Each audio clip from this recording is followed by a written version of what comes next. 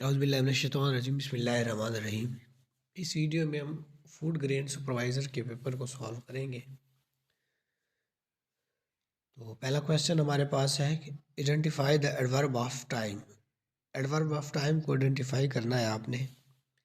Adverb of time जो वक्त बताता है किसी भी काम करने का, जो एक्शन जब परफॉर्म किया होता है उसका जो टाइम बताता है उसे हम एडवर्ब ऑफ टाइम कहते हैं। इसमें पहला ऑप्शन है हमारे पास अबाउ, दूसरा ऑप्शन है टुडे, तीसरा ऑप्शन है डाउन और चौथा ऑप्शन है देयर। तो टुडे ये एडवर्ब ऑफ टाइम होता है, जबकि अबाउ हमारे पास जो होता है ना, ये एडवर्ब ऑफ प्लेस होता है, जबकि डाउन हमारे पास एडवर्ब ऑफ प्लेस होता है और देयर एडवर्ब ऑफ प्लेस। ये तीनों एडवर्ब ऑफ प्लेस होते हैं, जबकि टुडे हमारे पास एडवर्ब ऑफ टाइम है। यस्टरडे हो गया, नाउ हो गया, देन हो गया, लास्ट डे हो गया, नाइट हो गया, टुमारो, ये सारे क्या होते हैं? एडवर्ब ऑफ टाइम होते हैं। और एडवर्ब क्या होता है? किसी भी वर्ब के बारे में, किसी एडजेक्टिव के बारे में, ठीक है, या किसी और एडवर्ब के बारे में जो इंफॉर्मेशन देता है उसे हम एडवर्ब कहते हैं। नेक्स्ट क्वेश्चन हमारे पास क्वेश्चन नंबर 2 है, identify the type of adverb of the underline word. Underline word जो है इसमें से एडवर्ब की टाइप को आइडेंटिफाई करना है। तो हमारे पास सेंटेंस है कि why don't you listen to your teacher attentively in the class. तुमने क्लास में अपनी टीचर को गौर से क्यों नहीं सुना या तवज्जो से क्यों नहीं सुना। तो फर्स्ट ऑप्शन है हमारे पास एडवर्ब ऑफ रीज़न। अटेंटिवली क्या एडवर्ब ऑफ रीज़न है, या एडवर्ब ऑफ प्लेस है, या एडवर्ब ऑफ मैनर है, या एडवर्ब ऑफ टाइम है। तो अटेंटिवली तवज्जो से, कैसे? तवज्जो से, जो कैसे का आंसर देता है उसे एडवर्ब ऑफ मैनर कहते हैं। तो अटेंटिवली क्या है? ये एडवर्ब ऑफ मैनर है। अपने याद रखना है कि जब एडजेक्टिव के एंड पे एल वाई डालते हैं तो वो एडवर्ब बन जाते हैं, और मोस्टली इस तरह के जो एडवर्ब होते हैं वो एडवर्ब ऑफ मैनर होते हैं, जो कैसे का आंसर देते हैं। इस तरह भी आप याद कर सकते हैं, एल वाई वाले वर्ड्स जो अक्सर होते हैं वो एडवर्ब ऑफ मैनर होते हैं। जबकि एडवर्ब ऑफ प्लेस जो होते हैं वो जगह के बारे में बताते हैं, जैसे देयर हो गया, ठीक है, हेयर हो गया, ये किसी लोकेशन को का नाम देते हैं। एडवर्ब ऑफ रीज़न वजह बताते हैं, ठीक है। एडवर्ब ऑफ जो रीज़न होते हैं वो क्या बताते हैं? वजह बताते हैं, वाई का आंसर देते हैं। देयर फॉर हो गया, हेंस हो गया, ये सारे क्या होते हैं? ये एडवर्ब ऑफ रीज़न होते हैं। और एडवर्ब ऑफ टाइम आपको पहले बता दिया, यस्टरडे हो गया, नाउ हो गया, देन हो गया, लास्ट डे हो गया, नाइट हो गया, टुमारो, ये सारे क्या होते हैं? एडवर्ब ऑफ टाइम होते हैं। तो एडवर्ब ऑफ मैनर में आपने याद रखना है एल वाई एंड पे आता है मोस्टली, और एडजेक्टिव के एंड में एल वाई डालने से वो एडवर्ब ऑफ मैनर बन जाता है। जैसे ब्यूटीफुली हो गया, स्टीडली हो गया, हरीडली हो गया, ये सारे क्या होते हैं? एडवर्ब ऑफ मैनर होते हैं। नेक्स्ट क्वेश्चन हमारे पास 3, identify the adverb of the word happy. Happy का आपने एडवर्ब बताना है। तो हैप्पी का एडवर्ब, चूँकि हैप्पी एडजेक्टिव है तो एडजेक्टिव का मैंने ऑलरेडी बता दिया है कि आई एल वाई, ठीक है, एल वाई डालते हैं एंड पे। तो चूंकि वाई आ रहा है इसलिए वाई को कैंसिल करके आप क्या करते हैं? आई डालते हैं और हैप्पीली बन जाता है। तो बी ऑप्शन आपका ठीक है। तो हैप्पीली क्या है? हैप्पी से हैप्पीली हमने जब बनाया तो एडवर्ब बन रहा है। हैप्पी एडजेक्टिव है और हैप्पीली एडवर्ब है। नेक्स्ट क्वेश्चन है हमारे पास कि identify the type, identify the underline word. जो वर्ब है उसको आइडेंटिफाई करना है। This cat's fur feel silky. ये जो बिल्ली है इसके जो बाल हैं वो सिल्की सी महसूस होते हैं। तो इसमें ये कहता है कि जो फील वर्ड है ये मॉडल वर्ब है, ट्रांजिटिव वर्ब है, हेल्पिंग वर्ब है या लिंकिंग वर्ब है। तो मॉडल वर्ब्स आपको पता होंगे तो तभी आप बता सकते हैं। मॉडल वर्ब होते हैं can, could, would, should, may, might. ये मूड बताते हैं सब्जेक्ट का, वर्ब का। ये मूड बताते हैं इसलिए हम मॉडल वर्ब कहते हैं। यानी कैन हो गया, कुड हो गया, वुड हो गया, शुड हो गया। जबकि ट्रांजिटिव वर्ब ऐसे वर्ब होते हैं जिनके बाद आपको ऑब्जेक्ट लाजमी चाहिए होता है। तो इसमें ऑब्जेक्ट नहीं है, सिल्की ऑब्जेक्ट नहीं है, तो इसका मतलब है ऑब्जेक्ट तो चाहिए, तो ऑब्जेक्ट नहीं है तो इसका मतलब है ट्रांजिटिव वर्ब नहीं हो सकता। हेल्पिंग वर्ब जो मेन वर्ब की हेल्प करते हैं, यहाँ पे कोई मेन वर्ब एक ही है तो इससे पहले कोई वर्ब नहीं आ रहा, तो इसलिए हेल्पिंग वर्ब। लिंकिंग वर्ब भी होगा। लिंकिंग वर्ब वो वर्ब होते हैं जो सब्जेक्ट को क्या करते हैं, किसी एडजेक्टिव के साथ, किसी नाउन के साथ या किसी प्रोनाउन के साथ जोड़ते हैं, उसको हम लिंकिंग वर्ब कहते हैं। ये इंट्रांजिटिव वर्ब की टाइप में आता है। जैसे अपेयर हो गया, सीम हो गया, फील हो गया, लुक हो गया, ये सारे क्या होते हैं, लिंकिंग वर्ब होते हैं। इसकी थोड़ी सी ये पहचान ये है कि लिंकिंग वर्ब को हटा के आप इसकी जगह आप क्या कर सकते हैं, इनको इज एम आर से भी रिप्लेस कर सकते हैं। जैसे इसको है this cat's fur is silky या आर सिल्की, तो इस तरह मतलब हमने फील्स को हटा के बना दिया, सेंटेंस कंप्लीट हो जाता है। तो आपने याद रखना है कि लिंकिंग वर्ब क्या करते हैं, किसी भी सब्जेक्ट को एडजेक्टिव, एडवर्ब, ठीक है, या प्रोनाउन कोई और प्रोनाउन उसके साथ जोड़ते हैं, इनको रिप्लेस कर सकते हैं आप is am are was verbs के साथ, ठीक है। तो ये लिंकिंग वर्ब हो गया। नेक्स्ट हमारे पास है identify the neutral gender from the given nouns. तो जो नाउन दिए गए हैं इनमें से आपने न्यूट्रल जेंडर को आइडेंटिफाई करना है।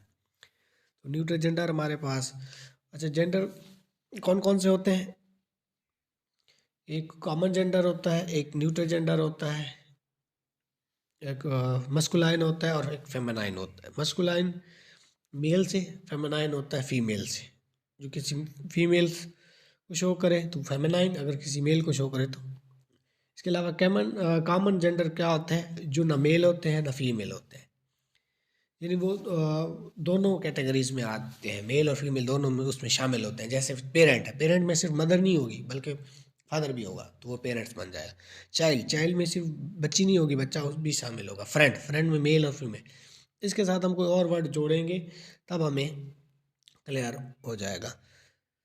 सर्वेंट हो गया, तो ये सारे क्या है, कॉमन जेंडर। जबकि न्यूट्रल जेंडर क्या होता है, ये ना मेल होते हैं ना फीमेल होते हैं और विदाउट लाइफ होते हैं, यानी बेजान चीज़ जो होती है वो ना मेल होती है ना फीमेल, उसको हम न्यूट्रल जेंडर कहते हैं। तो यहाँ पे देखिए नर्स, नर्स कॉमन जेंडर में आएगा क्योंकि अब नर्स मेल भी होते हैं और फीमेल भी होते हैं। मैड हो गया, ये मेल और फीमेल दोनों में आते हैं। डॉक्टर हो गया, ये भी मेल फीमेल में आते हैं। तो कंप्यूटर हमारे पास न्यूट्रल जेंडर है, ये ना मेल होता है ना फीमेल होता है बल और विदाउट लाइफ होता है, तो इसे हम कंप्यूटर न्यूट्रल जेंडर कहेंगे। नेक्स्ट हमारे पास है कि find the correct spelling. Correct spelling आपने बताने हैं। तो करेक्टरिस्टिक्स के करेक्ट स्पेलिंग है CHARACTERIS तो ए ऑप्शन आपका ठीक बनता है, करेक्टरिस्टिक। अच्छा एटिकेट के स्पेलिंग भी पूछे जाते हैं कमेटी के। एटिकेट के स्पेलिंग आपने याद रखना है ETIQUE एटिकेट, ठीक है। तो एटिकेट की स्पेलिंग क्या है, ETIQUE एटिकेट। और इसके अलावा कमेटी के स्पेलिंग भी पूछे जाते हैं। तो कमेटी COMMITTE कमेटी, ठीक है। तो ये आपने याद रखना है। नेक्स्ट हमारे पास है 7 हमारे पास है कि I can't find my glasses. Glasses का मतलब होता है कि मैं अपनी ऐनक या चश्मे को मुझे नहीं मिल सकता है। वेयर आर दे, तो यहाँ पे चूंकि प्लेस की बात कर रहा है तो यहाँ पे वेयर आएगा। वट, विच, हु, ये क्या है, ये रिलेटिव प्रोनाउन भी होते हैं, इंटरोगेटिव प्रोनाउन भी होते हैं। और इसके अलावा वट और विच जो है ना, इनको एडजेक्टिव भी कहते हैं, ठीक है। इंटरोगेटिव एडजेक्टिव भी ये होते हैं। विच जो हो गया ये इंटरोगेटिव एडजेक्टिव आएगा। नेक्स्ट है आइडेंटिफाई करना है काउंटेबल नाउन्स को। काउंटेबल नाउन इसमें से कौन सा है उसको आइडेंटिफाई करना है। हमारे पास पहला ऑप्शन है सैंड, सॉल्ट, सोप और सॉइल। तो अब सैंड को हम नहीं काउंट कर सकते, सॉल्ट को हम नहीं काउंट कर सकते, सॉइल को भी हम नहीं काउंट, सोप को हम काउंट कर सकते हैं। हम 1 सोप, 2 सोप, 3 सोप, इस तरह भी आप उसका मानी के साथ ना कोई डिजिट जोड़ देंगे, जिसके साथ डिजिट जोड़ने से वो जुड़ जाए, उसको हम कहते हैं जी कि वो काउंटेबल है। जिसके साथ ऐसी तरह नहीं कह सकते, दो चार का वर्ड हम यूज़ नहीं कर सकते, वो अनकाउंटेबल नाउन होते हैं। तो अब हमने कभी नहीं कहा 2 सैंड हमें चाहिए, 4 साल्ट हमें चाहिए, 5 सॉयल हमें चाहिए। तो ये इस तरह आपने याद रखना है। सोप हमारे पास। नेक्स्ट हमारे पास identify the figure of speech in the sentence. तो सेंटेंस में आपने फिगर ऑफ स्पीच को बताना है कि he is as fast as a lion. वो शेर की तरह क्या है जी, तेज़ है। अब शेर की तरह का वर्ड आएगा तो सिमिली आएगा। सिमिली के लिए आपने याद रखना है एज और लाइक का वर्ड यूज़ होता है। जब हम कंपेयर कर रहे हों दो चीज़ों को और उसमें लाइक और एज का वर्ड यूज़ करेंगे वो सिमिली होगा, और जिसमें हम कंपेयर करें और लाइक और एज का वर्ड यूज़ ना हो तो वो मेटाफर होता है। जैसे he proves lion in the battle, तो वो वहाँ पे मैटर। पर्सोनिफिकेशन क्या होता है कि आप किसी भी चीज़ को, चाहे वो जानदारों में आती है या बेजान में आती है, अगर उसको इंसानों वाली क्वालिटी दे देते हैं तो उसे पर्सोनिफिकेशन कहते हैं। जैसे आपने मशहूर नज़म पढ़ी होगी daffodil, the daffodils were dancing in the air.